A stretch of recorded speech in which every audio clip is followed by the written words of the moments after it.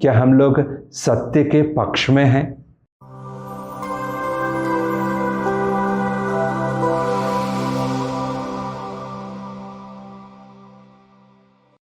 सबको जय यीशु। प्यारे भाई और बहनों, आज के सुसमाचार में संत यूहन्ना मसीह के विषय में हमें कुछ महत्वपूर्ण बातें समझाने की कोशिश कर रहे हैं।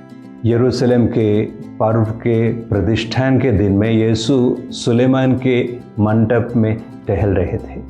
उस समय यहूदी चारों तरफ से यीशु को घेरते हुए पूछने लगे, अगर आप मसीह हो तो हमें स्पष्ट शब्दों में बता दीजिए। तो यीशु ने कहा, मैंने तो बता दिया आप लोगों को, पर आप लोग विश्वास नहीं कर रहे हैं। यूहन्ना के अनुसार सुसमाचार में कई बार यीशु ने कोशिश की कि उनको समझा दे, पर इशारे से, संकेत से। उदाहरण के लिए अध्याय 2:17 में यीशु मंदिर के विषय में कहते हैं। यीशु कहते हैं, तुम लोग इस मंदिर को ढा दो, मैं 3 दिन में इसे खड़ा कर दूंगा। वह अपने शरीर रूपी मंदिर के विषय में कह रहे थे। आगे चलकर अध्याय 5:17 से 18 तक यीशु कहते हैं, पिता और मैं एक हैं। और फिर अध्याय 6:32 में कहते हैं, स्वर्ग से उतरी हुई रोटी मैं हूं। और 5:39 में कहते हैं, धर्म ग्रंथ मेरे विषय में साक्ष्य देते हैं। ये और अन्य शब्दों द्वारा यीशु हमेशा कोशिश करते रहें कि उनको समझा दे कि वह स्वर्ग से आए हुए हैं, ईश्वर के मसीह हैं, इशारों से। पर वे लोग समझ नहीं पा रहे थे। जहां तक शिष्यों की बात है, वे यीशु और स्पष्ट शब्दों में कहते हैं, जब पेतरुस ने उनसे कहा मत्ती अध्याय 16 में कि आप मसीह हैं, जीवंत ईश्वर के पुत्र हैं, यीशु उन्हें मना नहीं करते हैं, स्वीकार करते हैं। और यूहन्ना अध्याय 4 समारी स्त्री, उनके सामने यीशु कहते हैं, मैं मसीह हूं। अध्याय 11 में, यूहन्ना 11 में मार्था लाजरस की बहन कहती हैं, आप मसीह हैं, ईश्वर का पुत्र। तब यीशु उन्हें मना नहीं करते हैं। महायाजक के सामने यीशु कहते हैं, मैं मसीह हूं। तो जहां तक शिष्यों की बात है, यीशु स्पष्ट शब्दों में कहते हैं कि मैं मसीह हूं। जब दूसरे लोग कहते हैं आप मसीह हैं, यीशु स्वीकार कर लेते हैं।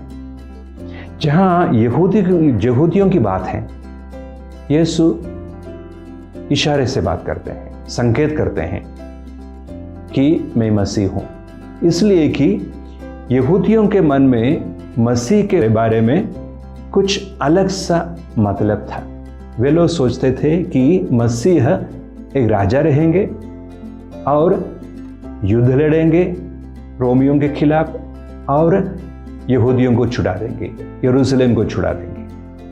और यीशु जबकि जानते थे कि उनका मिशन सारी दुनिया को पाप के फंदे से छुड़ाना है।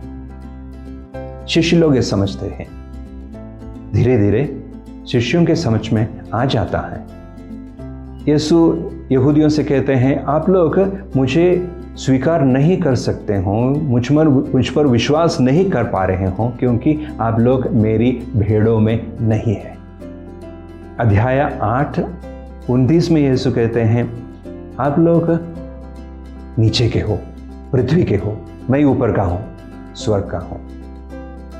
आप लोग पृथ्वी की बातें सोचते रहते हो, मैं आप लोगों से स्वर्ग की बातें सुनाने की कोशिश कर रहा हूं।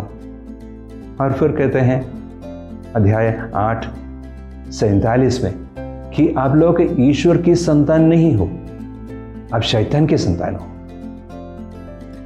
और फिर 18:23 में कहते हैं, तुम लोग सत्य के पक्ष में नहीं हो। जो सत्य के पक्ष में हैं वे मुझे स्वीकार करते हैं, मुझ पर विश्वास करते हैं। तो शिष्य यीशु पर विश्वास इसलिए कर पा रहे हैं क्योंकि वे लोग यीशु के साथ उठना बैठना करते हैं, यीशु के संग चलते हैं, उनकी बातें सुनते हैं, उनको समझने की कोशिश करते हैं। वे ईश्वर की संतान साबित किए गए हैं और वे सत्य के पक्ष में रहे। वे स्वर्गिक बातें सोचते थे। ऐसे शिष्यों के बारे में आज के पहले पाठ में प्रेरित चरित्र अध्याय 11 में कहा गया है। एंटियोख के लोग शिष्यों को पहली बार मसीही कहकर पुकारने लगे हैं। जैसे मसीह वैसे उनके शिष्य, मसीही लोग। सवाल आप और मुझसे है, क्या आप और मैं जो मसीही कहलाए जाते हैं ऊपर की बातें सोचते हैं, आध्यात्मिक बातें सोचते हैं, या केवल पृथ्वी की बातें सोचते रहते हैं? क्या हम लोग यीशु की भेड़ों में हैं, उनके साथ उठना बैठना करते हैं? क्या हम लोग सत्य के पक्ष में हैं? तो यह सब हमारे लिए मापदंड है।